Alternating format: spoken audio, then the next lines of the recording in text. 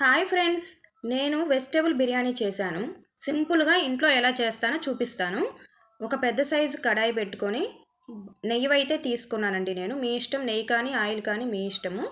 Biryani whole garam masala మొత్తం fry అయిన తర్వాత ఒక పెద్ద సైజు ఉల్లిపాయ, 2 పచ్చిమిర్చి, ఒక టమోటా, ఒక చిన్న క్యారెట్, క్యాప్సికమ్, కరివేపాకు వేసుకొని బాగా ఫ్రై చేసుకోవాలి. మూత పెట్టుకొని ఒక 5 మినిట్స్ అయితే ఫ్రై చేసుకున్న తర్వాత ఒక టేబుల్ స్పూన్ అల్లం వెల్లుల్లి పేస్టు, కొంచెం గరం మసాలా, కొంచెం ధనియాల పొడి, కొంచెం జీడిపప్పు, ఇవి కూడా బాగా ఫ్రై అయిన తర్వాత కొంచెం పుదీనా వేసుకొని అలా మూత పెట్టుకొని మగ్గించుకున్న తర్వాత మనం ముందలుగా నానబెట్టుకున్న బియ్యంలోకి రైస్ని అయితే తీసుకొని రైస్ బాగా మరిగేటప్పుడు కొంచెం సాల్ట్ కూడా వేసుకోవాలి.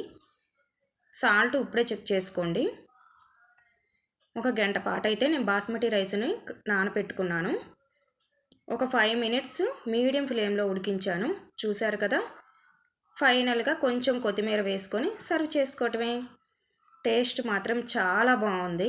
మా పిల్లలకు కూడా బాగా నచ్చింది. చూశారు కదా, పొడి పొడిగా. మనం ఎప్పుడైనా సరే బియ్యాన్ని ఒక గంట పాటు నానబెట్టుకుంటే అన్నం పొడి పొడిగా ఉంటుంది.